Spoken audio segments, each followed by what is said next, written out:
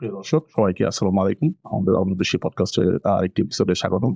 আমি মির্জা আহমদ শরীফ এবং আমার সাথে আছে আহমেদ। আহমেদ, আজকের পডকাস্টে আ নতুন এপিসোডে নতুন বিষয় নিয়ে কথা বলব। আম তারপরে তার আগে জানতে চাই কেমন আছো ওভারঅল? doing good. আহ মানে সবসময় তাদেরকে যে আশেপাশে যেসব পলিটিক্যাল নিউজ এগুলো দেখতেছি, তো বলতে গেলে ভালোই হয়ে আছি। আচ্ছা, আচ্ছা। না, বাংলাদেশে পলিটিক্যালি তো এই মুহূর্তে একটু কাম আছে বা ঠান্ডা আছে, যদিও ভিতর তৈরি হওয়ার চেষ্টা হচ্ছে। বাট ওভারঅল মনে হয় একটা পলিটিক্যালি কিছুটা হালকা স্টেবল আছে। বাট আমরা আজকে যদিও পলিটিক্যাল বিষয়ে কথা বলব না। আমাদের আজকের আলোচনা হবে কিছুটা পলিটিক্স হয়তো এর সাথে জড়িত, বাট মূল আলোচনা হবে বাংলাদেশের সামাজিক একটা প্রেক্ষাপট নিয়ে। এই সামাজিক প্রেক্ষাপটটা হচ্ছে আম আমরা বলতে চাই হয়তো সামাজিক চাপ। বাংলাদেশে যে সমাজে বসবাসকারী মানুষের একটা সামাজিক চাপ থাকে। এই চাপের বিষয়গুলো আমরা হয়তো আজকে আলোচনায় কিছুটা তুলে আনবো। তার আগে যেমন আমরা যে প্রসঙ্গটা আ শুরু করি এইভাবে যে বাংলাদেশে পৃথিবীর সব রাষ্ট্রেরই মোটামুটি কিন্তু তোমার একটা সংবিধান থাকে। সেই সংবিধান দ্বারা একটা সমাজ ব্যবস্থা দ্বারা রাষ্ট্র চলে। বাংলাদেশেও সংবিধান আছে। কিন্তু এর বাইরেও আবার হচ্ছে সব রাষ্ট্রেই কিছুটা কম বেশি সামাজিক অলিখিত নিয়মকানুন থাকে, যেটা বাংলাদেশেও আছে। আ এখন এই যে সামাজিক যে নিয়মকানুনগুলা, এটা বিভিন্ন দেশে সেই দেশের যে সরকার, সেই দেশের যে কালচার, তাদের যে রাষ্ট্র ব্যবস্থা, তারা কিছুটা এটা ইনডিরেক্টলি নিয়ন্ত্রণ করে। বাংলাদেশে আমরা সেইটা ঠিক ওইভাবে দেখি না। বাংলাদেশে মনে হয় যে সামাজিক যে ব্যাপারগুলা, এইটা হচ্ছে অনেকটা অনিয়ন্ত্রিত। সবাই যার, যার মতো করে অনেকদিন আগে থেকে চলে আসা কনসেপ্ট, চিন্তাভাবনা, সেটাকেই হচ্ছে মানুষ ধরে রাখে এবং অন্যদেরকেও সেই পথে চলতে বাধ্য করে। এইরকম কিছুটা বলা যায় আরকি। সামাজিক চাপটাকে আমরা আসলে ওইভাবেই দেখার চেষ্টা করতেছি যে, আ একটা উদাহরণ দিলে যেমন ক্লিয়ার হতে পারে। যেমন সামাজিক চাপ কিরকম? আ কেউ পরীক্ষায় A+ পায়নি এসএসসি পরীক্ষাতে। তাকে যেমন সমাজে এমন একটা হবে যে তার সমাজে মুখ দেখানোই একটা বিব্রতকর অবস্থা। তার বাবা-মায়ের জন্যও মুখ দেখানো বিব্রতকর অবস্থা। হ্যাঁ, ছেলে A+ পায়নি। এখনকার দিনে এই লক্ষ, লক্ষ A+ পায়, কিন্তু আপনার ছেলে পায় নাই, আপনার মেয়ে পায় নাই। নিশ্চয়ই অত এই কেমনে হবে? ওর জীবনটা মনে হয় নষ্ট হয়ে গেল। এই যে বাংলাদেশে জন্ম নেওয়া থেকে শুরু করে মৃত্যু পর্যন্ত, ইভেন মৃত্যুর পরেও এই ধরনের প্রচুর বিষয় আছে যেগুলা নিয়ে সমাজ আপনাকে কথা শোনাবে। সমাজ তোমাকে কিছু বলবে যে হচ্ছে এইটা করে নাই কেন, ওইভাবে করে নাই কেন, এ সমাজে মুখ দেখাবে কি করে? বা ১০ জন এসে ১০ টা কথা শোনায়া যাবে। You cannot be yourself. মানে তুমি বাংলাদেশের সমাজ ব্যবস্থাটা এমন যে তুমি চাইলেও আ তোমার মতো যে নির্ঝঞ্ঝাট জীবনযাপন করবা সেটা অনেকটা সম্ভব না।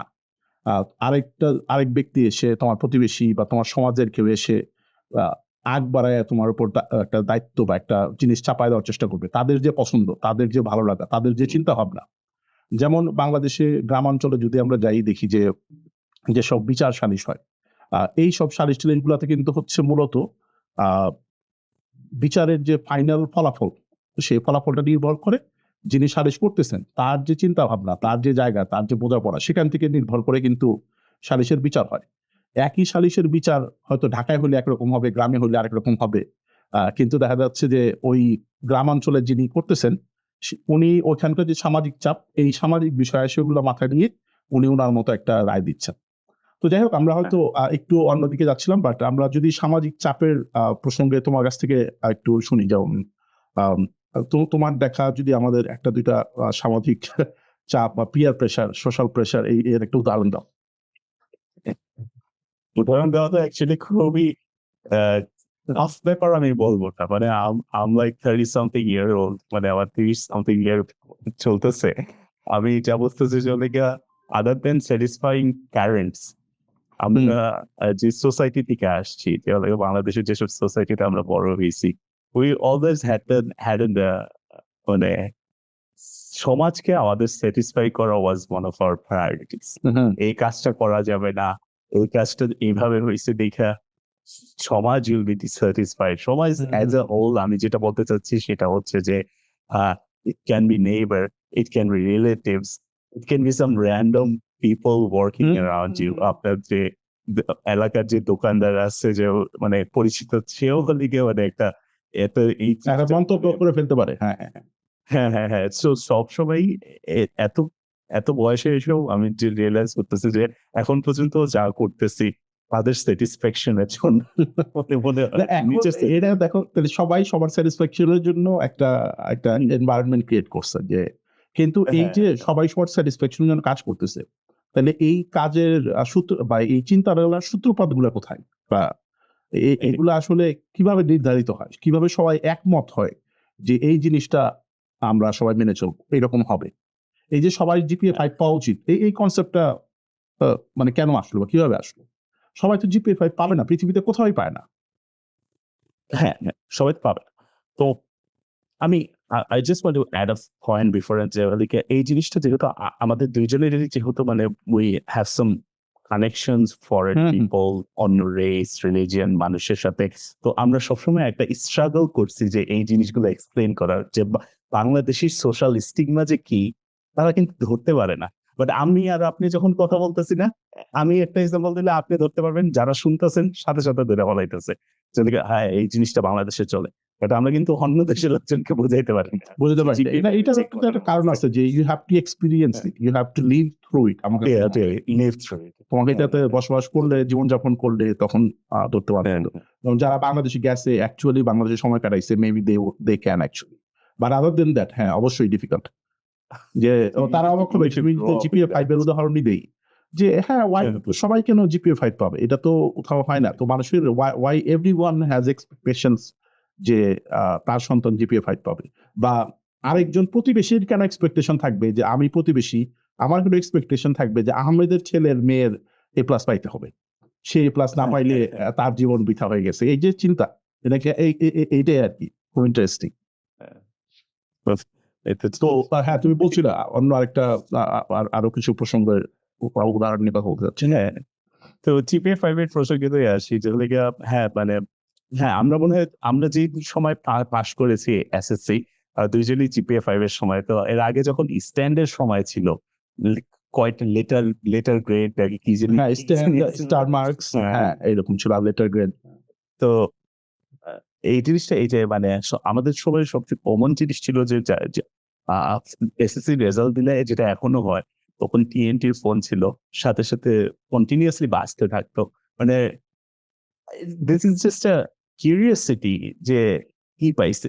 এসএসসি জিপিএ 5 পাইছে নাকি কত গোল্ডেনও পরে এড হইছে। গোল্ডেন ওয়াজ আ রেয়ার থিং। তারপরে এই যে গোল্ডেনও খুবই কমন হয়ে গেছে। তো মানে আমি এটার আসলে আমি যদি অ্যাজ আ হিউম্যান বিং অথবা ধরেন আমি নরমালি চিন্তা করার চেষ্টা করতেছি। আমি জানি why people want to do that. আমি কখনো এটা ধরতে পারি মানে আমি কখনো এটা অ্যাকচুয়াল এক্সপ্লেনেশন করতে পারব না যে আমি জিপিএ 5 পাইছি, এটাতে কি ধরনের স্যাটিসফ্যাকশন তার আসছে যে এই কাহিনীটা যে খবরটা পাইছে। অথবা জিপিএ 5 পাই নাই, এটাতে কি ধরনের আত্মতৃপ্তি বা কি আসছে আমি কখনো এটা বের করতে পারিনি। What do you think? এইটা হচ্ছে বলা ডিফিকাল্ট। যেমন হচ্ছে এটা কেউই জানে না। আমার ধারণা যে বলতেছে সেও জানে না। যেমন তুমি যদি দেখো যে কেউ একজন যেমন আমরা আরো আরো কিছু উদাহরণ আনি, তাহলে এইটার কিছুটা ব্যাকগ্রাউন্ডে চাওয়া যাবে। এবং এট দ্য এন্ড আমার ধারণা আমরা হয়তো দেখবো যে মানুষের আরেকজনকে ছোট করার একটা চেষ্টা, অথবা হচ্ছে তাকে সে বড় বা সে আ জীবনে যথেষ্ট সফল হইতে পারে নাই। আ এইটা হচ্ছে আরেকজনকে বোঝানো, খোঁটা দেওয়া। এইরকম একটা ব্যাপার। যেমন হচ্ছে গ্র্যাজুয়েশন শেষ করলে বাংলাদেশে একটা কথা দেখবে যে উঠবে, এই চাকরি হয় নাই, চাকরি পাইছো, চাকরি পাইছো, চাকরি পাইছো। চাকরি এখনো হয় নাই, ৩ মাস হয়ে গেল, ৬ মাস হয়ে গেল। এই তুমি চাকরি পাইলে না এখনো। মনে হয় ভালো করে পড়াশোনা করো নাই, নাইলে চাকরি পায় না। অথচ বাংলাদেশে কিন্তু পৃথিবীর অন্যতম মানে বাংলাদেশের সারির দেশগুলোর মধ্যে আনএমপ্লয়মেন্ট বা বেকারত্বের হার বাংলাদেশে কিন্তু বেশ হাই।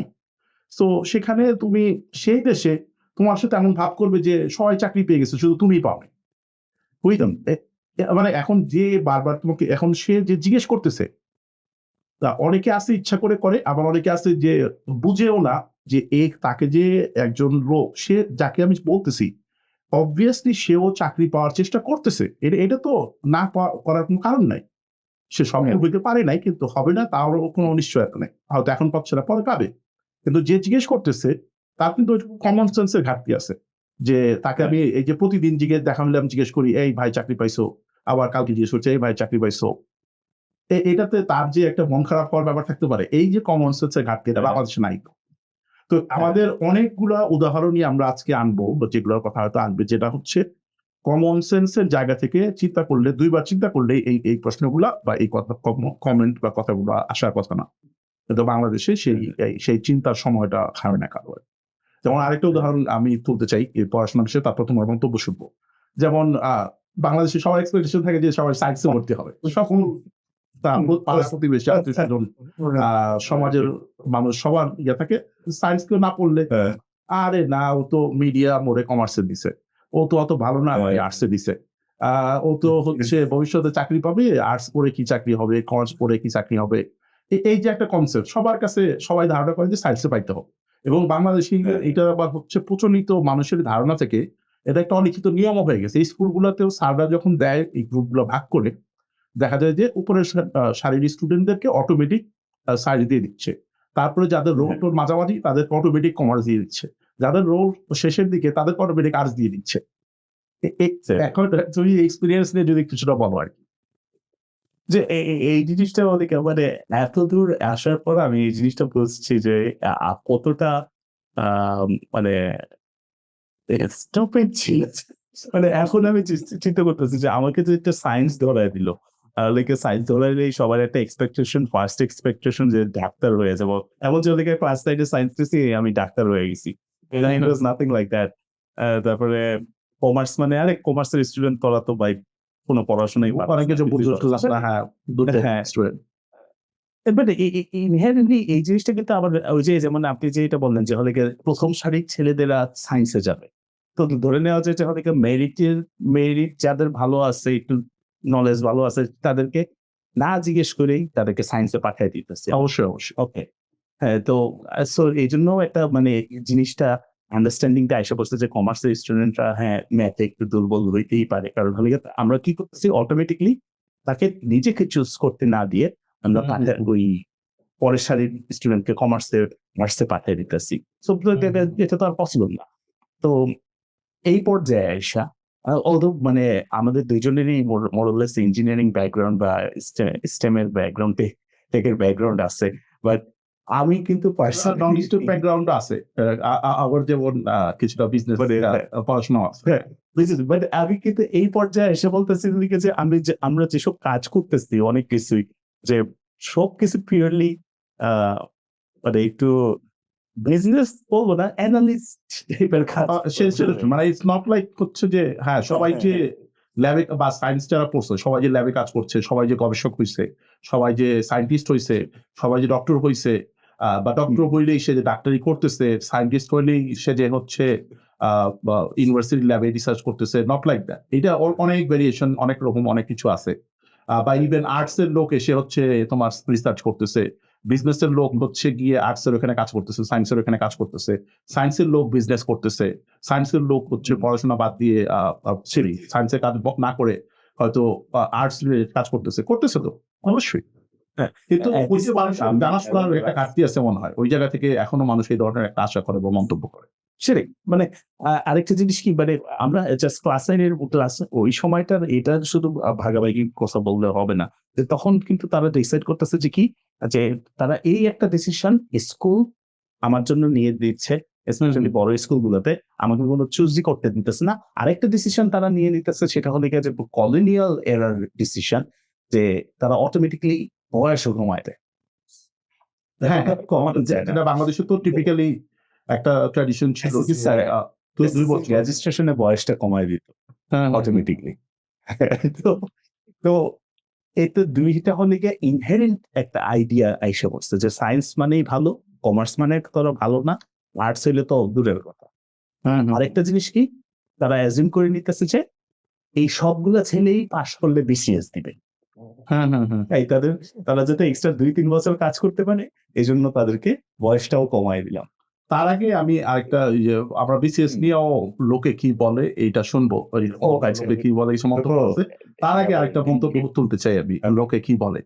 যেমন তুমি যখন এটা তো আমরা বললাম যে যখন সায়েন্স কমার্স আর্টস এর ব্যাপার আসতেছে ইয়েতে তখনকার সিচুয়েশন, বাট এরপরে তুমি যখন ইন্টারমিডিয়েট পাস করলা, তুমি তখন বিশ্ববিদ্যালয়ে পড়তে যাওয়া, বিশ্ববিদ্যালয় ভর্তি পরীক্ষা অংশগ্রহণ করার চেষ্টা করছো, বিভিন্ন জায়গায় ভর্তি পরীক্ষা দিচ্ছ, তখন সবাই আশা করে এবং যে আবার আগের মতোই পাড়া প্রতিবেশী আত্মীয় স্বজন এবং গ্রামের মানুষ শহরের মানুষ সবাই আশা করে যে তার সন্তান বা তার যার সম্পর্কে তার আগ্রহী সে মেডিকেল কলেজে চান্স পাবে অথবা হচ্ছে বুয়েটে চান্স পাবে, অথবা ঢাকা বিশ্ববিদ্যালয়ে চান্স পাবে।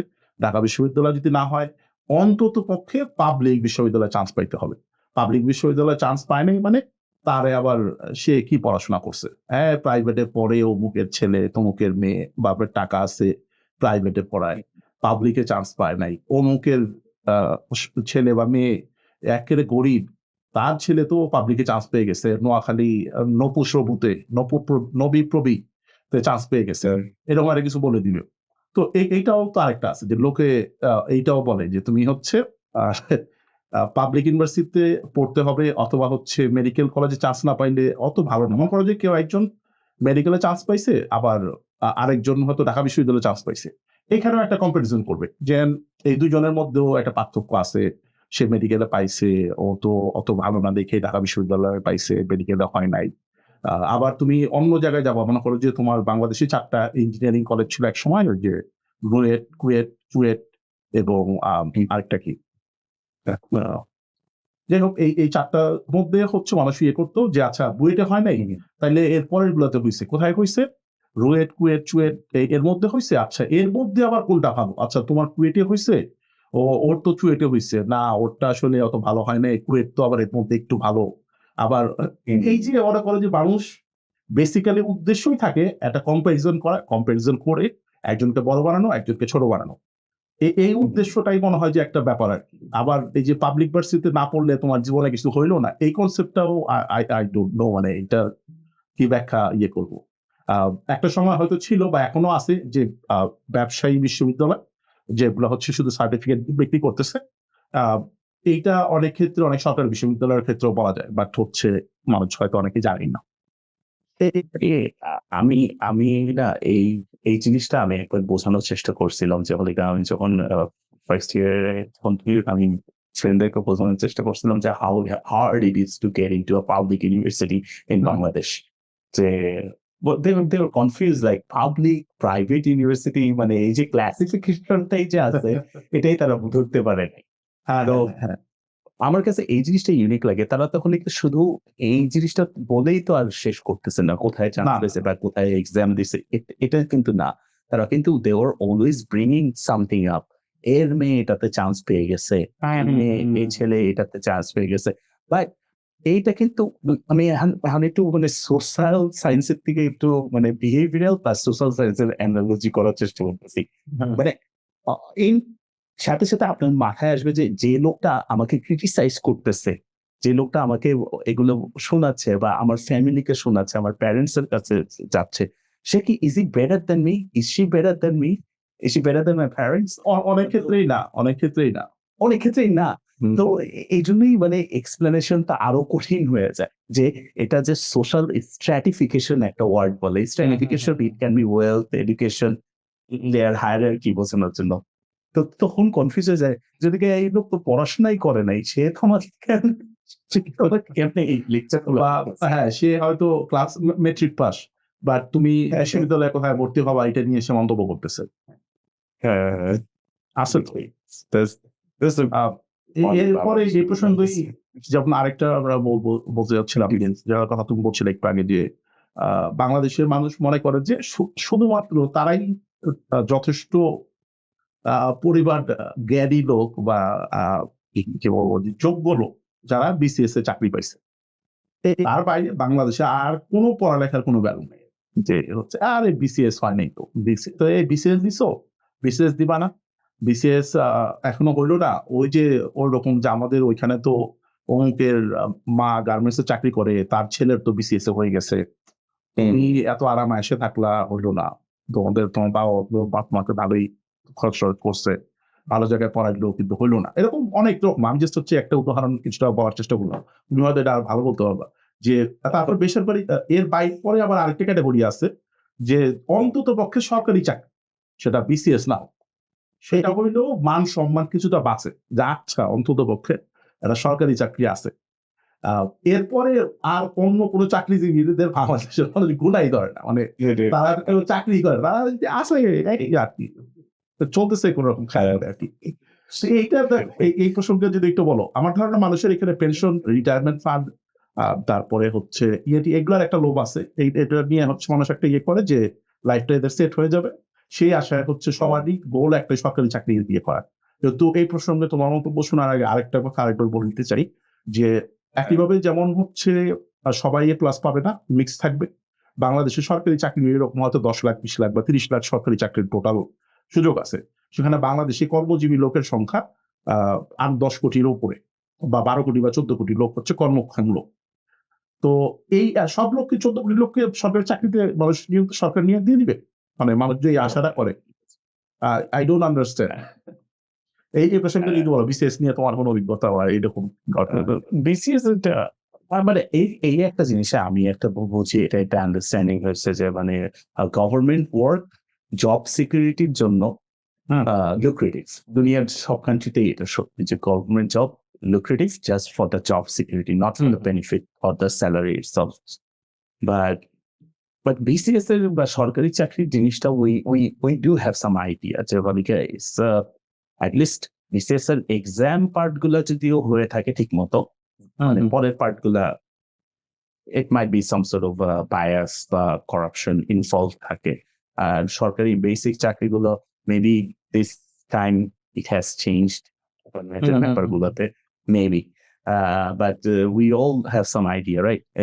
It's kind of different, but আমি এটা এটা কোনোভাবে তো সেন্সে আসে না যে হয়তো যে একটা ছেলে পাশ করতেছে ঢাকা ইউনিভার্সিটি বা নর্থসাউথ থেকে পাশ করলো, সে 2-3-4 বছর বিসিএস এর পিছনে সে মানে সময় কাটায় দিল। মানে এটা কোন লজিক্যাল সেন্সে আমি একে জাজ করতে যাবো যে কেন বিসিএস দিবে না, কেন বিসিএস দিবে, এটাই আমি আসলে বুঝি না। মানে আমি আমার পার্সোনাল ওপিনিয়নে সে যে এত সময়ের এত পাস করে দিতেছে এই যে এই অ্যাপয়েন্টমেন্টের জন্য, আদৌ পাবে নাকি, তাই না? 2-3 বছর পাস না হলেও ওই যে তোমার বাংলাদেশে আবার একটা, আমি যদি একটু ব্যাকগ্রাউন্ড ব্যাখ্যা করি, যে এই ধরনের চাকরির অন্যান্য যে পরীক্ষাগুলো সরকারি চাকরি, সেটা বিসিএস না হলেও অন্যান্য সরকারি চাকরির যে পরীক্ষা, সেটা আবার এই একই ধরনের প্রশ্ন নির্ভর হয় যে উগান্ডার রাজধানী কি, বেলারুশের মুদ্রার নাম কি, সুইজারল্যান্ডের মাটির নিচের যে সুড়ঙ্গ আছে সেই সুড়ঙ্গ কত সালে খোঁড়া হয়েছিল, রবীন্দ্রনাথের দাদা কত সালে বিয়ে করেছিলেন, সেই ডেট কবে, সেই দিন কি বার ছিল, এবং ওনারা শ্বশুরবাড়ি যাওয়ার পথে হচ্ছে পালকিতে করে গেছেন না নৌকাতে করে গেছেন, যাওয়ার সময় যে মাঝি ছিল, এই মাঝির হচ্ছে আবার নানার বাড়ি কোথায়, তার নানার হচ্ছে কার সাথে বিয়ে হয়েছিল, এগুলো বিসিএস পরীক্ষা চলে আসবে। যেটা এই কারণে বিসিএস এর প্রস্তুতি যারা নেয় তারা দেখা যায় যে হচ্ছে অন্যান্য পরীক্ষাতে একটা ভালো করার সুযোগ থাকে। তো সেই জায়গা থেকে তখন তারা বিসিএস না হইলেও তাদের এই পরিশ্রমের ফলে হয়তো তারা ব্যাংকে চাকরি পায় অথবা অন্যান্য সরকারি চাকরিতে চাকরি পাওয়ার সম্ভাবনা অন্যদের চেয়ে বেড়ে যায়। এইটা একটা কারণ। এই জন্য তারা, আমার ধারণা অনেক, এই যেটা তুমি বললা 5-7 বছর সময় তারা স্পেন্ড করে ইউনিভার্সিটিতে। একটা কনসেপ্টই হয়েছে বাংলাদেশে, যেমন ঢাকা বিশ্ববিদ্যালয়ের লাইব্রেরি ইউজড হয় মোস্টলি শুধুমাত্র চাকরির পরীক্ষার পড়াশোনার জন্য, ইউনিভার্সিটির যে কেন্দ্রীয় লাইব্রেরি। সো তারা কিন্তু ইউনিভার্সিটির সময়টাতে এটা নিয়ে পড়াশোনা করতেছে এবং ইউনিভার্সিটি শেষে হচ্ছে বিসিএস না হওয়া পর্যন্ত এই পড়াশোনাটা তারা চালায় দেয়। সো এইটা তারা হচ্ছে ওই আশায় করে আর কি। আর বিসিএস যাদের হয়ে যায় তাদের তো বেসিক্যালি দে গেট দ্য, কি বলে, তারা বেসিক্যালি একটা জমিদারি পাওয়ার মতো একটা ব্যাপার, বা হচ্ছে সরকারি ক্ষমতার একটা অংশীদার হওয়া, অনেক পাওয়ারফুল, অনেক সম্মানের একটা ব্যাপার তৈরি হয়। এইটা ওই যে হচ্ছে যারা পাচ্ছে তারা তো বেসিক্যালি এটা পেয়ে গেল, আর যারা পাইলো না তারা অন্যান্য কিছু ভালো করার একটা সুযোগ তৈরি হয়। মানে ইনফ্যাক্ট আপনি যে মানে I have some idea about BCS এর যে প্রশ্ন ব্যাংক ছিল, এগুলো আমি দেখছি। ওকে, মানে আমার জব যদি পুলিশেও হয়, ইভেন আমার জব যদি foreign cadre one of the best ones, এগুলোও হয়, এগুলোর রেলেভেন্সটা কোথায়? মানে এই সিস্টেমগুলো করা হয়েছিল, আমি এখন সোশ্যাল থেকে হিস্টোরিতে চলে, এই সিস্টেমগুলো করা হয়েছিল জাস্ট টু মেক শিওর যে মানে এগুলো হলে কলোনিয়াল এরার, যেগুলো এখন অন্যান্য দেশে কিন্তু এগুলোর প্র্যাকটিসে নেই। যদি আপনার সাউথ ইস্ট এশিয়ার কান্ট্রিগুলো যদি বলি, আমি সাউথ এশিয়াতে অনলি সাউথ ইস্ট মানে ইন্ডিয়া, বাংলাদেশ, পাকিস্তান এখানেই আছে, but I might be wrong, শ্রীলঙ্কাতে থাকতে পারে। বাট আমি যদি এখন সাউথ ইস্ট এশিয়ার কথা বলি, তারা হলে সব হলে এভালুয়েশন বেস, তারা হলে কোয়েশ্চেনের ক্রিয়েট করছে, তাদের পার্সোনালি এভালুয়েট করে, রাদার দেন তাদের জেনারেল নলেজ। এটাও কেমনে জেনারেল নলেজ? আমার জীবনানন্দর স্ত্রীর নাম শিনা, মনে চাই না আমার কি লাভ, বাংলা সাহিত্য জানো কিনা? তো এটা কি আদার ইতিহাস মানে সব হ্যাঁ, এবারে তবু আমি যদি মানে এটা কি ইতিহাসের গুরুত্বপূর্ণ ঘটনা কিনা কোনো এটা অবশ্যই প্রশ্নের জায়গা। কালচার সাংস্কৃতিক মন্ত্রণালয়েও যদি কাজ করি, আমার এই কোশ্চেন গুলো জীবনে আমার কাজে আসে। তো আমাকে জিজ্ঞেস করে। বা আসলেও তুমি যখন চাকরি বাকরি করবা, you have the opportunity to actually look for it, find it, তাই না? মানে তোমাকে যে সব মুখস্থ রেখে হ্যাঁ, just পরীক্ষায় গিয়ে বমি করে দিয়ে চলে আসবো, it doesn't have to be. আমি ফার্স্ট অফ অল আমার দেশের মানে আমি প্রত্যেকটা ধাপে ধাপেই হলে গিয়ে আমরা মানে এই কি বলে এই মেধাটাকে নষ্ট করে সেটাই হলে কমেন্টস এর জন্য ভালো হইতো আমি সাইন্স ধরাই দিলাম সাইন্সের টাইমে কমার্স ধরাই দিলাম তো এটা হইতেছে তারপরে আমরা যেটা বললাম যে ইউনিভার্সিটি তার জন্য আমাকে সামাজিক চাপের জন্য ইউনিভার্সিটিটাও আমরা সিলেক্ট করে দিতেছি সামাজিক চাপ প্যারেন্টস এর চাপ সবার চাপের জন্য হচ্ছে নিজের যে একটা ইচ্ছা আছে এখন কি করতেছি তাদের হলে কি এই জবটা নিতে হবে সমাজ তাকে বলতেছে এই আঙ্কেল এই আন্টি এই প্রতিবেশীরা বলতেছে যে তুমি তো বিসিএস দিতে পারো এটা করলে তো বিসিএস এটা হচ্ছে সেটা পরে আমি হলে কি আমার যেটা আমি অন্যান্য দেশ হলে যেটা একটা প্রফেশনাল ক্যারিয়ার গ্রোথ বা কিছু একটা কাজ করতে পারতাম ধরেন 1 বছর ভলেন্টিয়ারের জন্যই গেলাম আমি লোকজন দেখছি যে গ্রাজুয়েশনের পর তারা অনেকেই চাকরিতে ঢুকে 1 বছর র্যান্ডম অনেক কিছু করে বিদেশে করতে যায় যেমন আমি আমেরিকাতে যেটা দেখছি গিয়ে গ্রাজুয়েশন করার পরে অনেকে আছে 3 মাস 6 মাসের জন্য ওয়ার্ক ট্যুরে বেরোয় এর আগে তারা 2-3-4 বছর ধরে টাকা পয়সা জমা দিয়ে থাকে পাস করে হচ্ছে তারা এরকম ইয়ে করতে চলে যায় তারপরে একটা এক্সাম্পল আর এরকমই একটা এক্সাম্পল নিউজিল্যান্ডেরটাও আরেকটা আমার কাছে খুবই ইউনিক মনে হয়েছে তারা 6 মাস ফার্মে কাজ করে আচ্ছা ফার্মে মানে এগ্রিকালচার ফিল্ডে মানে তারা কিন্তু ভালো ভালো ইউনিভার্সিটি থেকেই জব করে পেড হয়ে যেতেছে তো সামারেও তারা কাজ করে পাস করার পর কাজ তো এনিওয়েজ তো আমরা প্রত্যেকটা ধাপে ধাপে সমাজকে স্যাটিসফাই করার জন্য এই নেইবার রিলেটিভসদেরকে স্যাটিসফাই করার জন্য এদের চাপে আমরা লিগে প্রত্যেকটা জায়গায় জায়গায় গিয়ে আমার ব্রেইন ড্রেইন হইতেছে মানে হচ্ছে আমরা ইউটিলাইজিং মাই মেন্টাল ফিজিক্যাল যেসব মানে আমার যে গুণাবলী আছে সেগুলো আমি ইউজ করতে পারতেছি তো প্যারেন্ট চান্স পাইলেও পরে গিয়ে কি করবে মানে দেখতেছি তো what they do actually what they need তাই না এর প্রসঙ্গে যেমন আবার যে আমরা আরেকটা যদি দেখি যে অন্য আরেকটা এটার সাথে কিছুটা রিলেটেড পড়াশোনার সাথেই যেমন তোমার একটা হইতে পারে লোকে কি বলে এরকম একটা কথা আছে যে বিদেশে এত বড় ডিগ্রি নিয়ে আইসা হচ্ছে কেউ যদি কৃষিকাজ করে বা ফার্মিং করে বা এগুলা করলে যে সমাজে আমাদের ট্যাবু যে হচ্ছে এটা শুধুমাত্র গরিব লোকজন বা অশিক্ষিত লোকজন বা ট্র্যাডিশনালি যারা কৃষি পরিবারে জন্মগ্রহণ করছে তারাই করবে এর বাইরে কেউ আধুনিক পদ্ধতিতে বা অন্যান্য উপায়ে করতে পারবে না এই যে একটা প্রচলিত ধারণা আছে বাংলাদেশে মানুষ মনে করেন যে হচ্ছে এরা হচ্ছে বা সে পড়াশোনা করছে মানে সে আর এই কাজের দিকে যাইতে হবে এইটাও তো আরেকটা ইয়ে আছে ট্রেন্ড আছে সামাজিক চাপ বলা যায় বাংলাদেশে একটা এক্সপেকটেশন থাকে একবার বিদেশে পড়াশোনা করতে গেছে সে যেন দেশে আসবে এটা তো প্রথম প্রশ্ন রাইট দেশে ফিরবে দেশে ফেরো ফিরবে দেশে আবার কি আছে মানে ইটস লাইক এন ইনসাল্ট যে হলে গিয়ে তুমি 4 বছরের ডিগ্রি বা মাস্টার্স বা পিএইচডি করে তুমি দেশে কেন আসবা থেকে যেতে পারলো না এই লোকের এই ছেলে পড়াশোনা করে নাই সেও এখন কানাডায় থেকে গেছে তুমি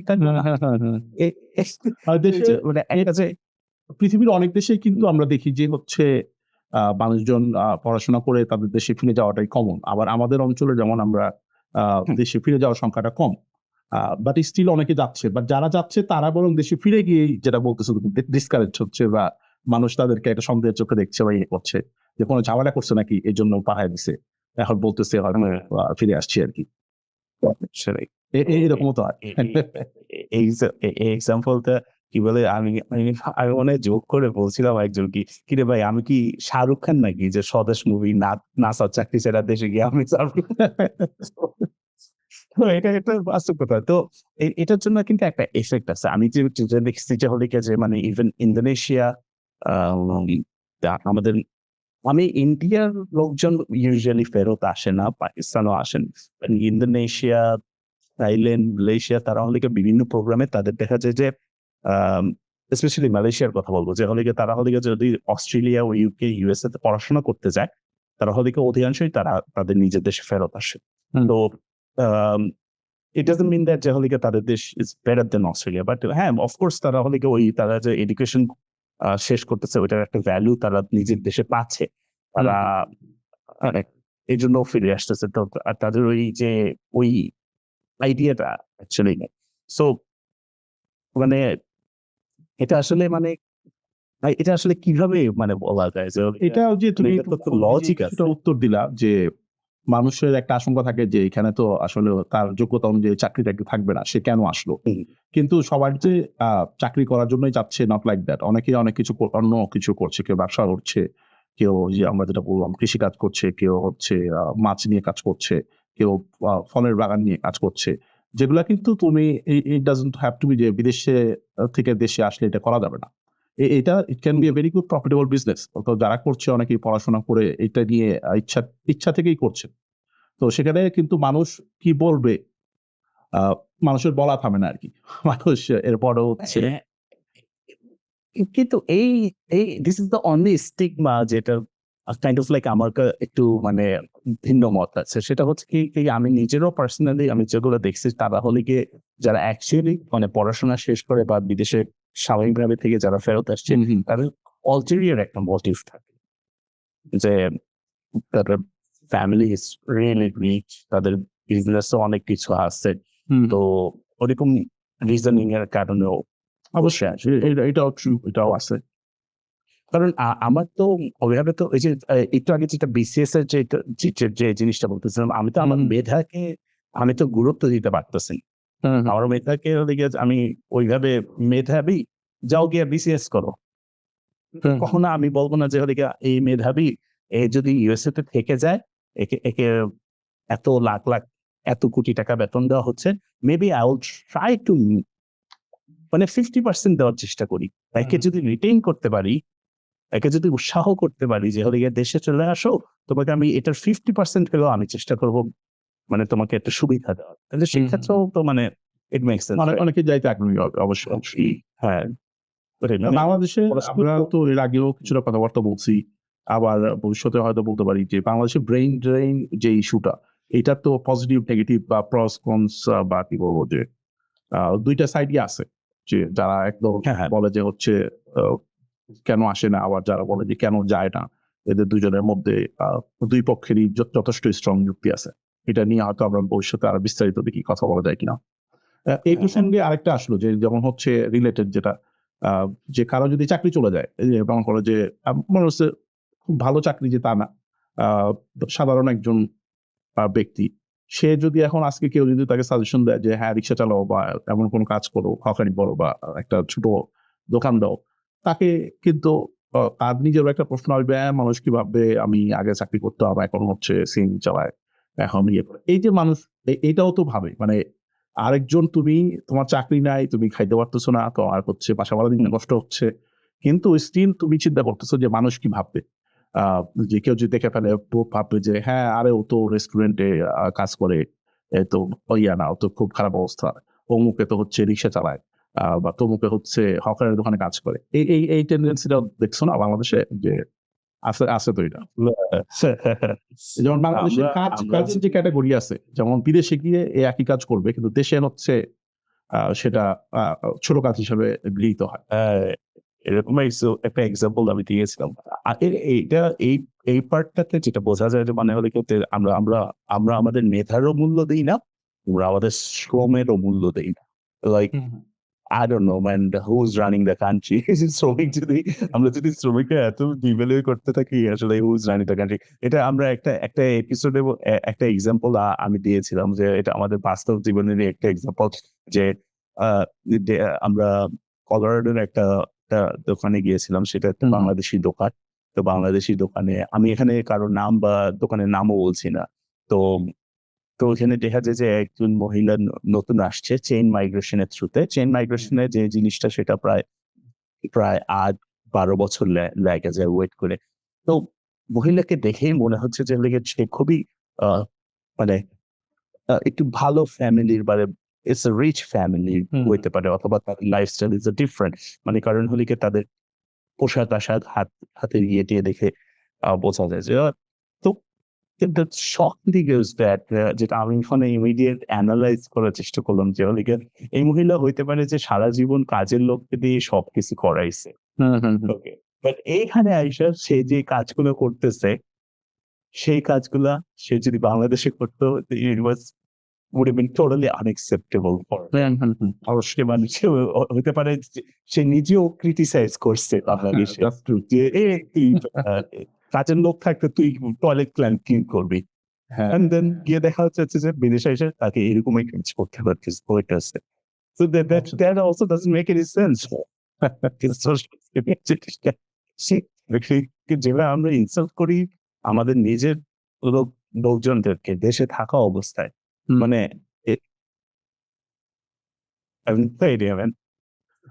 এরপরে যেমন আরো একটা আছে এরকম যে আমরা যদি এই প্রসঙ্গে আরো দু একটা বলি যে বিয়ে করা নিয়ে যেমন তোমার বিয়েতে তোমার স্বর্ণ দেওয়ার ব্যাপারটা বা এরকম যৌতুক দেওয়ার ব্যাপার অনেকেরই হচ্ছে এরকম একটা ইয়ে থাকে যে হ্যাঁ বিয়েতে কত বড়ি স্বর্ণ দিচ্ছে এইটা নিয়ে তারা একটা কম্পারিজন করবে এবং হচ্ছে আমার একটা মিনিমাম কেউ একটা মিনিমাম অ্যামাউন্ট অফ স্বর্ণ কি বলে যে স্ট্যান্ডার্ড হিসাবে দাঁড় করার চেষ্টা করে যে হ্যাঁ 5 ভরি তো দিতেই হয় বা 10 ভরি তো দিতেই হয় বা 20 ভরি তো দিতেই হয় এইরকম ক্লাস অনুযায়ী আমার বিভিন্ন লিমিট আছে।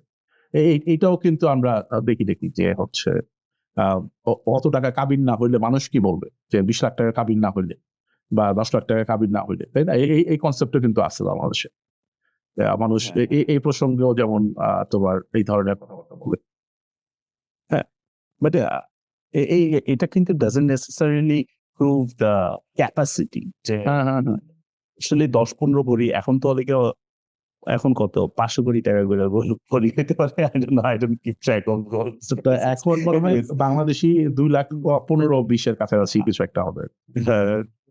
তো তো এটা বলার পর আমার একটা সিনের কথা মনে পড়ছে যে আসাদুজ্জামান আসাদ আর রোকেয়া প্রাচীর একটা মুভি দুখাই বা কিছুতে সে হলে গিয়ে একটা নাটের ফুল বা মেয়ের বিয়ে দেওয়ার জন্য মানে স্টেটাস যে বিয়ে দিবে একটা স্বর্ণালঙ্কার না থাকলে মানে না দিলে মান ইজ্জত থাকবে না, কিছু থাকবে না। মানে এটা এই লেভেলের লোকজন হলে গিয়া মুভির নামই হলে গিয়া দুখাই রে ভাই। তো সেটাই তো এটা কিন্তু শুধু মানে যে এমন না যে হলে গিয়া মানে বরপক্ষ বা কনে পক্ষের এইসব কেউ কমেন্ট করবে। আমার মানে নিজের আত্মীয় স্বজনের মধ্যে এত অল্প দিছে, এইটা কি দেখতে তো ইমিটেশনের গয়নার মতো লাগে, এটা আসলে গয়না আছে। বড় করে অনুষ্ঠান না করলে কাবিনের জিনিসটাও এখন পুরোপুরি ভাবে শো অফ হয়ে গেছে। মানে মানে অ্যাকচুয়ালি যেটা ইসলামিক একটা যে রুল বা মানে ইয়েটা থাকার কথা সেটাও মানে কামিনও একটা বাংলাদেশে তো এখন বিভিন্ন ধরনের নাম ব্যবহার করা হয়, ইন্ডিয়া পাকিস্তান থেকে ধান করে নাম।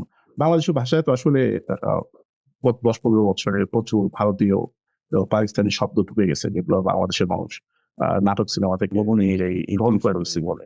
এগুলোকে যে ওয়ালিমা হয়েছে, তারপরে আরো বিভিন্ন রকম হালদি নাইট, তারপরে হচ্ছে মাঝখানে এখনো বাংলাদেশের মানুষকে দুলাভাইকে জিজু বলে কিনা আমি জানি না, বাট বাংলাদেশের একটা সময় সবাই জিজু বলতো অ্যাটলিস্ট 5-10 ইয়ার্স আগেও। তারপরে তোমার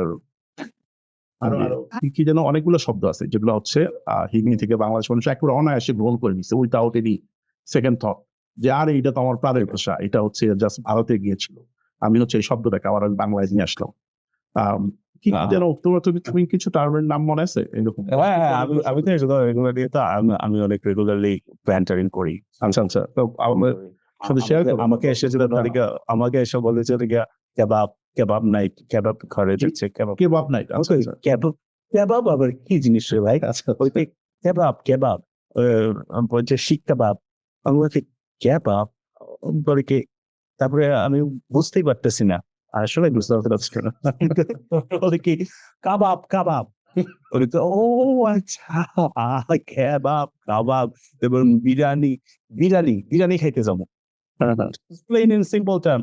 এখন তারা হলে কি বিরিয়ানিকে বিরিয়ানি মানে হ্যাঁ ইন্ডিয়ান পাকিস্তানি টাইপের আর কি চিকেন বিরিয়ানি। হ্যাঁ বিরিয়ানি মূর্খ বাংলা ভাষীয় যারা তারা বিরিয়ানি করে সেটাই সেটাই এগুলা এটা আরেকটা টপিক হ্যাঁ, না, আমরা আইডিয়া কথা বলতে বলতে বের হয়েছে, বাট আমরা মনে হয় ভবিষ্যতে এইরকম একটা ইয়ে করতে পারি যে বাংলা ভাষায় হিন্দি এবং উর্দু ভাষার যেসব শব্দ ঢুকে গেছে এগুলা নিয়ে হচ্ছে আমরা একটা ইন্টারেস্টিং আলোচনা করা যায় কিনা একটু রিসার্চ করে সেটাই। তো এই প্রসঙ্গে আমরা যদি আবার লোকে কি বলে আবার যদি ফেরত যাই, যেমন বাংলাদেশে কনসেপ্ট আছে একটা এরকম, যদি মেয়ে চাকরি করে এবং ছেলে চাকরি না করে, সেটা যেমন একটা প্রবলেমেটিক ব্যাপার যে হ্যাঁ ছেলে ঘরে বসে আছে, শুধু মেয়ে একা চাকরি করে, জামাই মনে হয় কাজ করতে আগ্রহী না বা অলস, সেই ধরনের কিছু প্রবলেম মানুষ মানে এটাকেও একটা ইয়ে করবে আর নেগেটিভ ভাবে দেখে আর কি। And এটা হচ্ছে আমরা কে কেন চাকরি করে না সেই জায়গা থেকে আমরা বিশ্লেষণ করার চেষ্টা করছি। আমরা just বলতে চাচ্ছি যে মানুষের যে অযাচিত আগ্রহ, অযাচিত মন্তব্য, তারা যদি husband wife if they think it's fine, তাদের পরিবার যদি মনে করে ইটস ফাইন, মানুষ কিন্তু কিছু নিয়ে বলার কোনো জায়গায় নেই বা প্রয়োজনই নাই যে হচ্ছে, কিন্তু মানুষ তো মন্তব্য করতেছে তার জায়গা থেকে। হ্যাঁ, এবং এটা নিয়ে হচ্ছে সবাই ভয়েও থাকে যারা এইরকম সিচুয়েশন আছে। এই জিনিসগুলো আসলে মানে এটা এটা আমার কাছে অনেকটা মনে হয় যে মানে ইনহেরেন্ট মানে একটা আইডিয়া যে ছেলে হলেই ব্যাসকেলিন মানে এই কাজগুলো এটা ওইটা করতে হবে। সো এই আইডিয়া গুলো থেকে তারা বের হইতে পারে নাই মেবি, I don't know, মানে that could be a possibility. আর কোনো নারীকে ঘর থেকে বের হইলেই যে it's not a good thing, এটাও মনে হয় এটাও একটা স্টিগমার ব্যাপার আছে।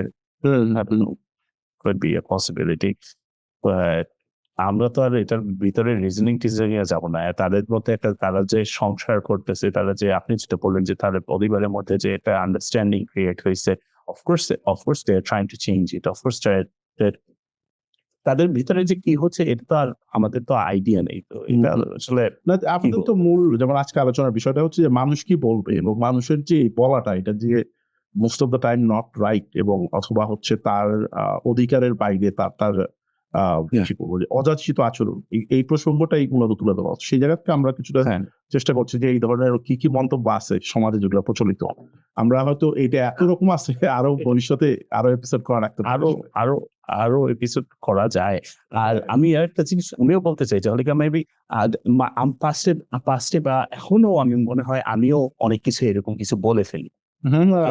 নিজেও এক্সপ্লেন করার চেষ্টা করতেছি যে এই কথাটা এই লোকটা কেন বলছে, আমি I cannot go into their head, but I'm also using it sometimes. আমিও কিন্তু বলে ফেলতেছি। সো এটা পুরোপুরি ভাবে যে মানে একটা ন্যাশনাল আইডেন্টিটি বা আমাদের জেনেটিক্স এর মধ্যে রক্তে বহমান এই জিনিসগুলো, আইডিয়া গুলা, এটাই একটা প্রুফ হয়।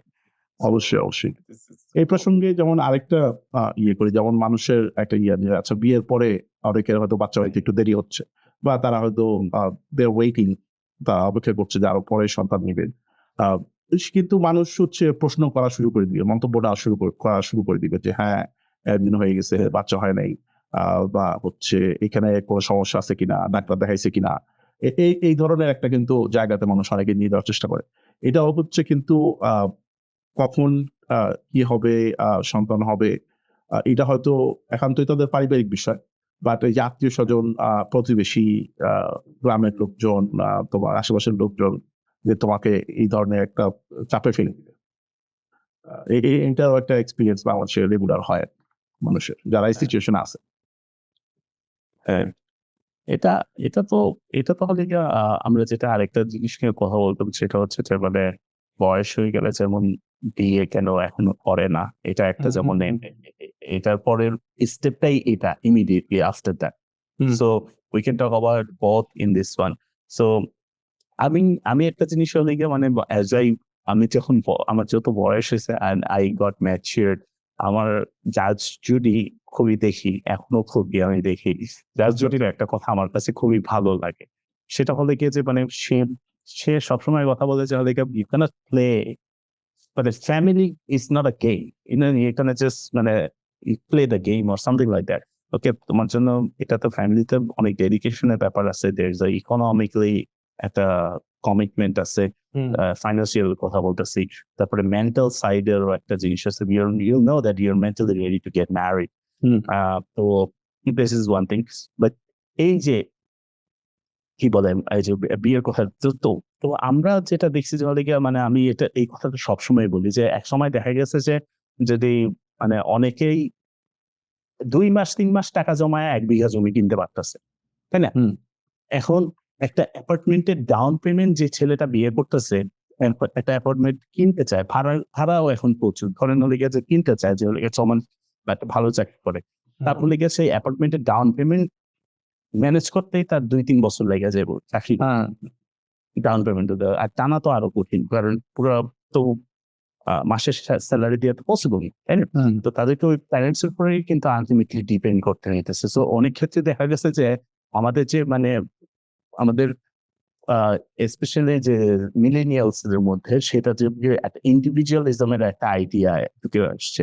হুম। তো তারা দেখতেছে যদি যে ইন্ডিভিজুয়ালিজম যদি ফলোই করতে যাই, বিয়ে করেও হচ্ছে না। মানে বিয়ে করে আমার প্যারেন্টসকেই টানতে হইতেছে। সো এটা নট অনলি সোশ্যালিস্টিক না, এটা হলে গিয়া বোথ রিলিজিয়াস এর একটা জিনিস আছে। It it can be true for both Hindu মুসলমান ২ টারই একটা ইয়ে আছে যে ওদের একটা প্রেশার আছে যে বিয়ে করতে হবে, বয়স হয়ে গেছে, বিয়ে করতে হবে। হুম। সো রিলিজিয়াস প্লাস সোশ্যাল একটা এই জিনিসগুলা হ্যাঁ, হ্যাঁ। এটার মধ্যে ঢুকে। মানে আপনি এটা কি আপনি কিভাবে দেখেন যে মানে এটাই যেটা বলবা যে তার সাথে একমত আরকি। যে মানুষের একটা ধারণা তো থাকেই। কিন্তু আমি যদি আবার আমাদের পডকাস্টের যে টপিকটা যে অ্যাঙ্গেল থেকে করতেছি আমরা, যে সামাজিক চাপ, যে আসলে মানুষ যে প্রেশার গুলো দেয় এটা কতটুকু ঠিক বা যুক্তিসঙ্গত। এইটা হচ্ছে তার সিদ্ধান্ত, সে নিচ্ছে না। আ সেটা তার নিশ্চয়ই কোনো ব্যক্তিগত কারণ থাকতে পারে। কিন্তু তুমি জাত জুটির উদাহরণ যেটা বললা যে বিয়ের আসলে অনেকগুলা কম্পোনেন্ট আছে, এগুলো আসলে সব প্রস্তুত থাকতে হবে।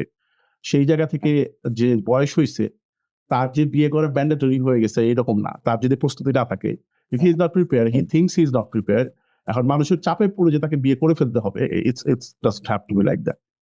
কিন্তু মানুষের এই ইয়াটা তো আছে। মানুষের এই চাপটা। এটা একটা আছে। আরেকটা জিনিস কি যে আমি এগুলো ব্যক্তিগত জীবনে থেকে এক্সাম্পল দেখেছি যে কোনো মেয়ে দেখতে গেলে তারা কোয়েশ্চেন করে যে হ্যাঁ বিদেশে থাকার ওইটা we are gonna talk about it later বিদেশের কথা। তো তারা হলে গিয়ে মানে ছেলেটাকে এরকম ভাবে একটা চাপ দেয় যে বিদেশে যাওয়ার প্ল্যান আছে নাকি, এক আর হলে গিয়ে বিদেশে যদি অলরেডি থাকে কতদিনের মধ্যে মেয়েকে নিয়ে যেতে পারবে। সো এই যে এই জিনিসগুলাতে বলে কি মানে একটা kind of like uncertainty create করে দিতেছে আর ডিলে ক্রিয়েট করে দিতেছে, যে হলে কি আমরা তারা এক সাইডে মানে মানে এটা আসলে আমিও মনে করি যে হলে গিয়া যে বয়স হইলে মানে ফাইন্যান্সিয়াল স্টেবিলিটি আসলে বিয়ে করা উচিত, বাট এই যে এইসব জিনিসগুলা যে অন্যরা ফ্যাক্টরস গুলা প্রবলেমটা হচ্ছে যে অন্যরা এটা নিয়ে নাক গলাচ্ছে। you're not facing it, right? এটাই মানে ওই the guy is not মানে যে এসব কোয়েশ্চেন করতেছে তারা তো অলরেডি এই জিনিসগুলো ভেতর থেকে দেখতেছে না। Which is true for almost all the example we have given today also. So, তারপরে এই প্রসঙ্গে যেমন আমরা তো এবার ইয়ের কথা বললাম, এইটার যেমন হচ্ছে আরেকটা স্টেপ আছে যে সেটা হচ্ছে যে ছেলে সন্তান চাওয়া, যে ছেলে সন্তান থাকা একটা ব্যাপার। যার হয়তো 2টা 3টা বাচ্চা হইছে, বা এখনো ছেলে সন্তান নাই কোনো, তাদের উপর একটা চাপ থাকবে যে হ্যাঁ, এত সন্তান হলো এখনো ছেলে নাই। সো এই ক্ষেত্রে পরিবারের কি হবে? যেমন আমরা এই ক্ষেত্রে একটা উদাহরণ হতে পারে এরকম সাকিব আল হাসান। সাকিব আল হাসান যেমন হচ্ছে বারবার সন্তান নিলেও সে ছেলে না হওয়া পর্যন্ত একটা প্রকল্প চলছিল আরকি, যে আচ্ছা এটা আমার ধারণা, ভুল হইতে পারে। যে যতদিন ছেলে, কারণ হচ্ছে এখানে একটা মানুষের চাপ আছে বলে মনে হয়। বাংলাদেশে এখনো কিছুটা সেই আ কি বলবো যে আ আদি ধ্যান ধারণার একটা যে অবস্থান আছে, যেখানে ধারণা করা হয় যে তোমার ছেলে সন্তান থাকাটা একটা ম্যান্ডেটরি প্রক্রিয়া বা ম্যান্ডেটরি ব্যাপার। এবং এর ফলশ্রুতিতে অনেক পিতামাতা তাদের হচ্ছে ছেলে সন্তান না হওয়া পর্যন্ত ছেলে সন্তান নেওয়ার চেষ্টা করে যেতে থাকে। এইজন্য যেমন অনেকে আছে যে হচ্ছে ৬ জন ৭ জন মেয়ে হয়। তারপরে হয়তো কারো ছেলে সন্তান হচ্ছে। কিন্তু তারা হচ্ছে স্ত্রীর সন্তান নেওয়ার প্রক্রিয়াটা অনেকেই চালু রাখে। তো এখানে হচ্ছে ওই যে পরিবার থেকে একটা চাপ থাকে অনেকের, যে হচ্ছে হ্যাঁ একটা পোলা হইলো না, একটা ছেলে হইলো না। আবার প্রতিবেশীরাও তোমার নজরে রাখে, এই ব্যাপারটা মার্ক করে রাখে যে না হ্যাঁ অমুকের তো ছেলে নাই, পোলা নাই, আর শুধু মেয়ে আছে। আবার তোমার প্রতিবেশী বলো, তোমার অন্যান্য আত্মীয় সম্পর্কের মানুষজনের মধ্যেও এই ধারণাটা থাকতে পারে। এটাও কিন্তু বাংলাদেশে একেবারে একটা কমন ব্যাপার, যে হচ্ছে পরিবারের বাতি জ্বালানোর, বংশের বাতি জ্বালানোর জন্য একটা ছেলে দরকার। তো এই যে মানে ছেলে মেয়ের অবশ্যই পার্থক্য আছে। অ্যাট দ্য সেম টাইম মানুষ হিসাবে যে সমান একটা ভ্যালু, সেই ভ্যালুটা কিন্তু এখানে আবার কিছুটা হয়ে যায়, কমে যায়। যে মেয়েদেরকে হচ্ছে অটোমেটিক্যালি একটা ডিফারেন্ট ক্যাটাগরিতে, একটা ছোট ক্যাটাগরিতে, লেসার দেন দ্য বয়েজ বা ছেলের চাইতে একটা ছোট করে ফেলা, এটাও হয় আর কি। তো মানুষের এইটাও হচ্ছে বাংলাদেশে একটা কমন চাপ। তুমি কি এটা দেখছো, বা এই ঘটনা, এই কথাটা কি ঠিক কিনা? এটা তো ট্রু, মানে যেটা although I don't agree with it, কারণ অনেক প্যারেন্টস, অনেক যারা এসব কথা বলে থাকে তারা হলে যে রিজন দিতে পারে যে হলে গিয়ে ছেলে সন্তান থাকলে আমাকে বয়স হলে দেখবে বা কিছু হবে। এখন ইট ইজ ট্রু ফর ছেলে or মেয়ে সন্তান কেউ বয়স হলে সাধারণত people are busy with their own life. আমি নট গেটিং, আমি কাউকে জাজও করতেছি না, আমি ওইটা মানে it has turn into reality যে প্যারেন্টসদেরকে হলে গিয়ে অধিকাংশ সময় যদি বিদেশেই বা ছেলে মেয়ে চলে যায়, এই থাকতে হচ্ছে। অ্যান্ড ইনফ্যাক্ট আমাদের তো কালচারও হলে গিয়ে চেঞ্জ হয়ে গেছে। এখন তো একান্নবর্তী কালচার নেই। এখন অ্যাপার্টমেন্ট কালচার। তো আমরা যেসব আশেপাশে আমাদের নেইবার টেইবারকে দেখছি, তো অধিকাংশ দেখা গেছে যে মানে যেই অ্যাসুরেন্স তারা মনে করছিল একটা ছেলে সন্তান নিয়ে আসবে, সেইটা কিন্তু আর নাই। তাদেরকে যে specially during Covid, we saw that like the kids didn't even visit them when they were passing away. Like, so so ওই এই জিনিসটা এখনো আছে। বাট আমি জানি না কি ভাই ছেলে সন্তান হলে কি যুদ্ধে পাঠাবে? সাকিব আল হাসান ছেলে সন্তান না, ওই যে সে কি মনে করতেছে সমাজে মানুষের এক্সপেকটেশন আছে যে তোমার একজন ছেলে সন্তান আসবে, নাইলে মানুষ তোমার কে মূল্য হয়তো কমে দিচ্ছে, তোমার হয়তো মূল্যায়ন কমে যাবে, এই জায়গায় একটা কাজ করে আর কি। বাবা অনেকের থাকে না, এটা বললাম যে বংশ রক্ষা বা উত্তরাধিকার সূত্রে সম্পত্তি রক্ষা করার এই জায়গাগুলোর একটা বাংলাদেশের এখন তুমি আর্থসামাজিক অবস্থাতে ছেলেদের একটা অবস্থান আছে। এটা আমি তুমি একমত হই বা না হই, ব্যাপারটা প্রচলিত যে যার ছেলে নাই তার উপর দেখা যাচ্ছে হয়তো সে মারা গেলে তার সম্পত্তি অন্যরা দখল করে ফেলার চেষ্টা করতেছে। ছেলে থাকলে হয়তো অনেক ক্ষেত্রে এটা একটু কমপ্লিকেটেড হয়, অনেক ক্ষেত্রে হয়তো পুরোপুরি পারে না, একটু রক্ষা করতে পারে। আবার এই যে বাংলাদেশ মনে করে যারা নেতা আছে বা রাজনীতি করতেছে, তাদের একটা থাকে যে তাদের পরে যে তাদের যে রাজনৈতিক এই কি বলবো যে ঝান্ডা, এটা হচ্ছে তার ছেলে সন্তান বহন করবে। জমিদারি সূত্রে প্রাপ্ত যে তাদের যে জমিদারি, এইটা হচ্ছে এক জমিদারের, অনেক জমিদারের ছেলে না থাকলে তো মেয়েকে দিয়ে জমিদারি ক্যারি করা বাংলাদেশে যেহেতু পিতৃতান্ত্রিক সোসাইটি, একটু ডিফিকাল্ট। সেই জায়গাতে সবার আশা থাকে যে ছেলে থাকবে, ছেলে হচ্ছে এই এখন আমি এই আসনের এমপি, আজকে থেকে 20 বছর পরে আমার ছেলে হলে ও 20 বছর পরে এই আসনের এমপি হবে। এইটা হচ্ছে তার মিথ্যা। আমি হচ্ছে আমার কাছে 30 বছর পর আমার ছেলে মন্ত্রী হবে। হ্যাঁ, এটাই আমার কাছে উইয়ার্ড লাগে যে হলে গিয়া মুজিব টিকছে 4 বছর আর হ্যাঁ মেয়ে টিকছে 22 বছর। তো এই কান্ট্রির আইডিয়া কেন এমন যে মেয়েরা যে ইনফেরিয়র, এটা আসলে মানে এটা নেভার মেক ইট সেন্স। এটা একটা আইডিয়া হয়ে গেছে। ইনফ্যাক্ট আমরা যদি রিলিজিয়াস বেসিসে এটার সাথে কিন্তু আমার কান্ট্রি হলে একটা মুসলিম কান্ট্রি, বাট এই আইডিয়া গুলো কিন্তু একদম পুরোপুরিভাবে হিন্দুইজমের থেকে ডিরাইভ করা। যে অনেক আইডিয়া ঢুকে গেছে যে হলে একটা মেয়ে সন্তান হইলে একে যৌতুক দিতে হবে। So she is a financial burden. তো ছেলে সন্তান থাকলে in fact I can bring in the money. Okay, এটা একটা জিনিস। আরেকটা জিনিস এখন দেখছি যে এখন নতুন একটা ট্রেন্ড আসছে, প্যারেন্টসরা ইন্টেনশনালি এই কাজ করে যে মেয়ে সম্পত্তি নিয়ে যেতে পারে অথবা ছেলেকে কম সম্পত্তি হয়ে যেতে পারে। এখন তারা ইসলামিক ভাবেও ডিস্ট্রিবিউশন করে না। তারা হলে গিয়ে অনেক সময় দেখা যায় যে হলে গিয়া ছেলেকেই হলে গিয়া উইল বাই কিছু একটা করে আগেই লেখা দেওয়া যায়। তো এইসব জিনিস আসলে মানে I don't know, এগুলো হয় বাংলাদেশে, এবং এই ধরনের ঘটনা পরে পরবর্তীতে আরো অন্যান্য জটিল ঘটনা তৈরি করে। যেমন রিসেন্টলি এই জাস্ট এই সপ্তাহে একটা ঘটনা, গেল সপ্তাহে আমি বিস্তারিত ঘটনা আমার ঠিক বিস্তারিত নাম বা অবস্থান আমার মনে নেই, কিন্তু ঘটনাটা এরকম যে একটা পরিবারে তার ছেলে ছিল আর মেয়ে ছিল, এবং মেয়ের যার সাথে বিয়ে হয়েছে মেয়ের জামাই হচ্ছে পরিবারে কেউ ছিল না, তো মেয়ের জামাই হচ্ছে মেয়ে সহ এই শ্বশুরবাড়িতে থাকতো এবং সকল ধরনের কাজকর্ম করা, আহ, সে নিজের যে ব্যবসা বাণিজ্য সেগুলো সব এখান থেকে সে করতে পারতো। তো তার একটা ভালো অবস্থান ছিল, তাকে হচ্ছে নিজের ছেলে হিসাবেই বলছে যে তুমি আমার আরেকটা ছেলে। এবং তখন তার মধ্যে একটা ধারণা সেও এখানে নিজের পরিবারের মতো তার ভাষ্য অনুযায়ী ঘর বাড়ি তৈরিতে আর্থিক সহায়তা করা এটি সব করছে। পরবর্তীতে সে যখন মারা গেছে, আহ তখন তার ধারণা ছিল যে সম্পত্তি হয়তো সমানভাবে ভাগ বন্টন হবে, বা আমি যেহেতু ছেলে হিসাবে আমাকে ধরে নিছে, আমি হচ্ছে এখান থেকে সম্পত্তি পাবো। কিন্তু পরবর্তীতে দেখা গেল যে সম্পত্তি নাকি সব হচ্ছে তার যে আরেক ছেলে, আসল ছেলে, তাকে সব দেওয়া হয়েছে। মেয়ে তেমন কিছু পায়নি এবং মেয়ের হাজবেন্ডও কিছু পায়নি। তখন তারা হচ্ছে লাশ কবর দেওয়া নিয়ে একটা ঝামেলা তৈরি হয়েছে এখানে। ওখানে প্রায় মানে একদিন বা এরকম কিছু একটা হয়ে গেছে যে লাশ কবর নিতে পারতেছে না, কারণ এই ছেলে সন্তানদের মধ্যে, পরিবারের মধ্যে একটা ঝামেলা তৈরি হচ্ছে। জি। তো এইসব ঘটনা মানে অনেক দিকে চলে যেতে পারে। হ্যাঁ, হ্যাঁ। চলে যায়। হ্যাঁ। আ- আমরা এগুলা মিডিয়েভাল বলবো না, আরো পিছনের দিকে মেন্টালিটি আছে। সন্তানের জিনিসগুলা আরো মানে পিছনের দিকে। এটা আসলে 21st সেঞ্চুরিতে কেন এখন এটা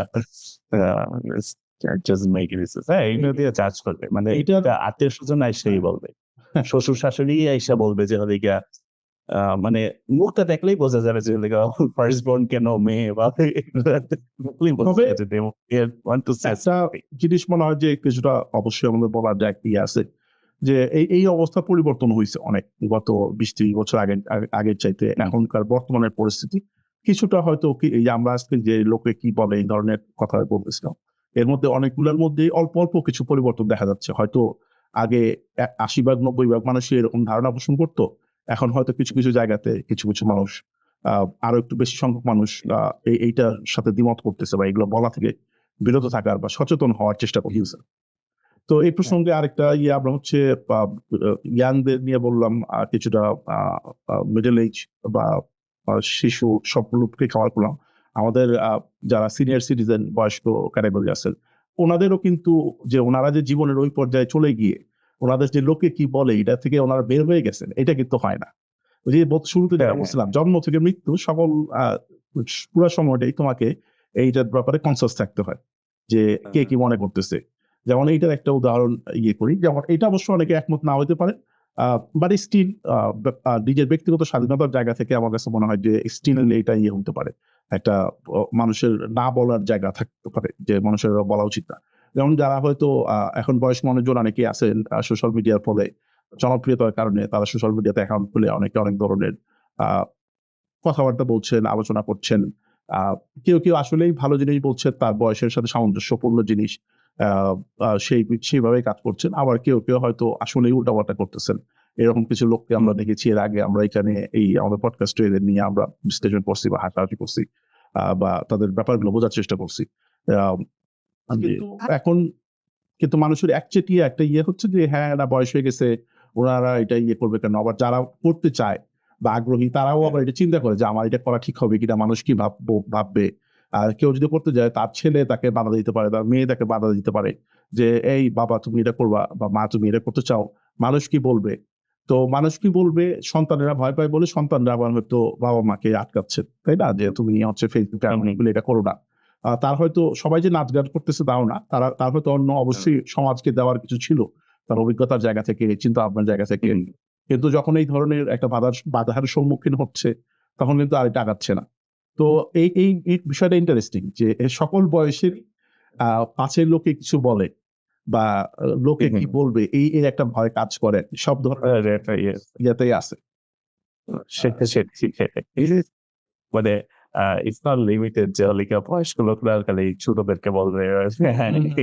এটা এটা আসলে মানে হ্যাঁ, স্পেশালি এই যে সোশ্যাল মিডিয়া যেটা বলতেছেন যে অনেকেই বলতে পারে যে এটা তো বুইড়া বেটা এখানে কি করতে পারে। But I think it's just an open platform, so despite of as long as legal age যাদের আছে, মানে if enjoyment যদি মানে করে যদি ভালো লাগে, I think they should.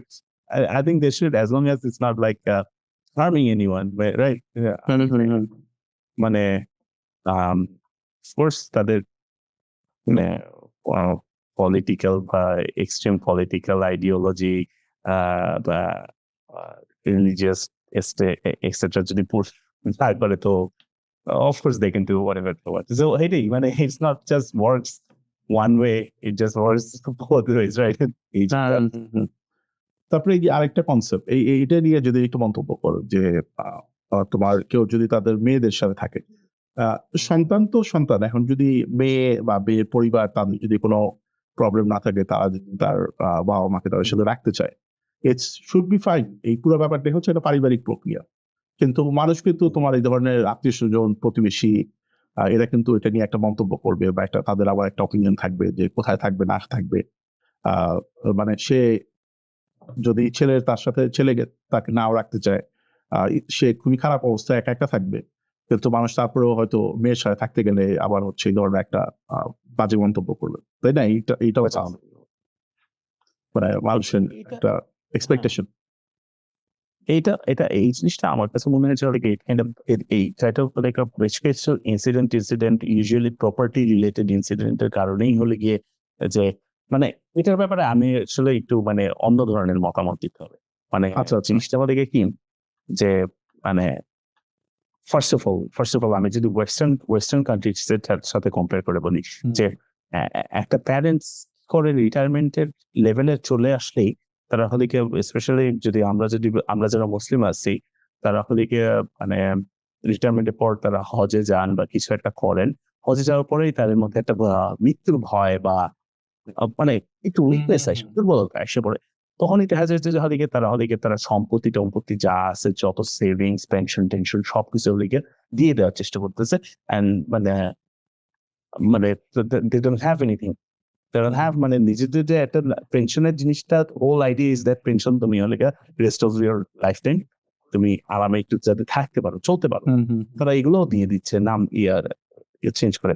তো আমি এটার মধ্যে একটা মানে একটু ডিফারেন্ট আইডিয়া দিতে মানে আমার পার্সপেক্টিভটা একটু ডিফারেন্ট এটার ব্যাপারে। কারণ হচ্ছে গিয়ে কি, ফার্স্ট অফ অল একটা প্যারেন্টস কেন মানে থাকতে হবে মানে বাবা বা মাকে, এটাও মানে they can be their own, right?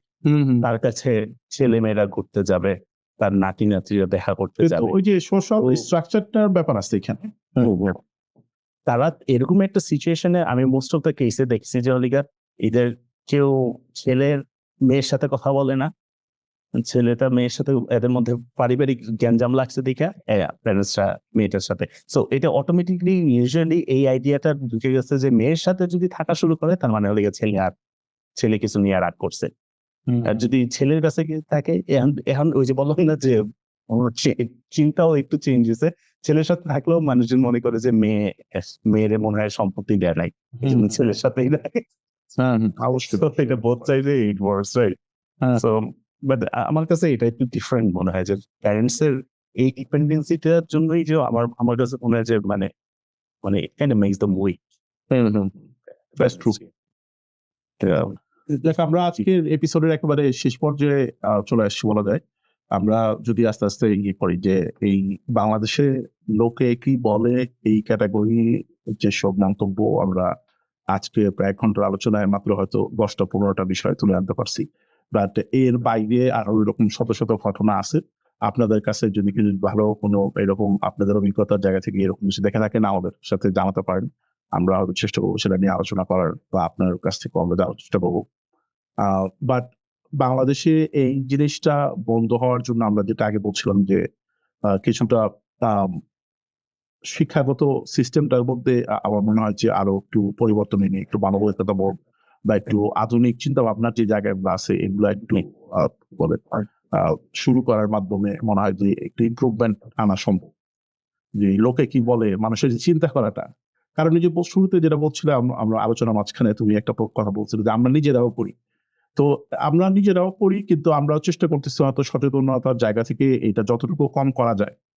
তো যারা করতেছে তাদেরকেও জাস্ট এটা বোঝানো অন্তত পক্ষে যে তুমি হয়তো একদিনেই সব এগুলো বলা বাদ দিয়ে দিবা, ইয়ে হয়ে যাবে তা না, বাট অ্যাটলিস্ট চিন্তা করো before you say anything, think about it. যে আপনি আর যাকে বলছেন তার সম্পর্কে হয়তো চিন্তা করে বলেন বা একটা ইয়ে করে আচ্ছা আমার এই কথাটা বলার ফলশ্রুতিতে কি হতে পারে বা সে কিভাবে নিবে এই বিষয়টা। জি। আর মানে অফকোর্স মানে আমি আমরা যেহেতু দুইজনই একেবারে দেশের বাইরে থাকি মানে আমি একটা জিনিস দেখেছি যে আমাদের যারা বাংলাদেশিরা আছেন যারা হলে গিয়ে বাইরে থেকে আমাদের কথাগুলো শুনতেছেন, তো আমিও যেটা লক্ষ্য করছি যে হলে গিয়ে আমরা rather then trying to adapt and learn from the culture, মানে এই কালচারের যে শিখার থেকে অনেক সময় দেখা যাচ্ছে যে এই জিনিসগুলো আবার নিয়ে আসছি। অবশ্যই, অবশ্যই। আমরা বড় বড় শহরে যেখানে আমরা মাইগ্রেশন করে যাচ্ছি ওখানেও দেখা যাচ্ছে যে হলে গিয়ে আমরা হলে গিয়ে স্পেশালি যে লন্ডন টন্ডন এইসব জায়গায় দেখা যাচ্ছে যে আমরা ইনফেরিয়র মেয়ের প্রতি একটু মানে কম মানে মানে ইনফেরিয়র মনে করছি যে সন্তানের তুলনায় এইসব আইডিয়া হলে গিয়ে ইটস নট অনলি সীমান্তের বাইরেও চলে আসতেছে and we're passing it to them, you know, so it's going to be আমি difficult. এখানে একটা উদাহরণ বলি ছোট্ট যে আপনার যে কাজটা দিয়ে আসি, যেমন এইখানে অনেকেই বিভিন্ন পশ্চিমা দেশগুলোতে যারা যায় তো একেবারে নাগরিকত্ব নিয়ে ওই দেশে থাকবেন পার্মানেন্টলি, ওনারা ওই রকমই মানুষ। কিন্তু ওনাদের এরকম একটা অপিনিয়ন থাকবে হয়তো যে রাস্তায় হয়তো একটা মেয়ে দৌড়াচ্ছে হয়তো একটু বাংলাদেশের তুলনায় ডিফারেন্ট জামা কাপড় পরে শর্ট জামা কাপড় পরে হয়তো তাকে যেমন বলে এই মেয়েটার বাদ শরম নাই এরকম করে বা রাস্তায় দৌড়াচ্ছে শর্ট জামা কাপড় পরে, which in Bangladeshi content is totally fine. বাংলাদেশে এই ধরনের মন্তব্য তারা করেন বা করার একটা জায়গা আছে, বাট যারা আসেন এখানে তো উনি কিন্তু এটা জেনে সরে আসছেন যে দেশে যাচ্ছেন সেই দেশটা কেমন, সেই দেশের কালচার কিছুটা কেমন, সেই দেশের মানুষ কেমন পোশাক পরে, কি খায়, কিভাবে তাদের জীবনযাপন করে। কিন্তু আসার পরে কিন্তু এই মন্তব্য করার জায়গাটা কিন্তু আবার ছাড়ে না, মন্তব্য করার জায়গাটা চালু রাখে আর কি। যে তুমি যেটা বলছিলে যে আমাদের কালচারটাকে আমরা নিয়ে আসি সাথে করে। So it's gonna be difficult.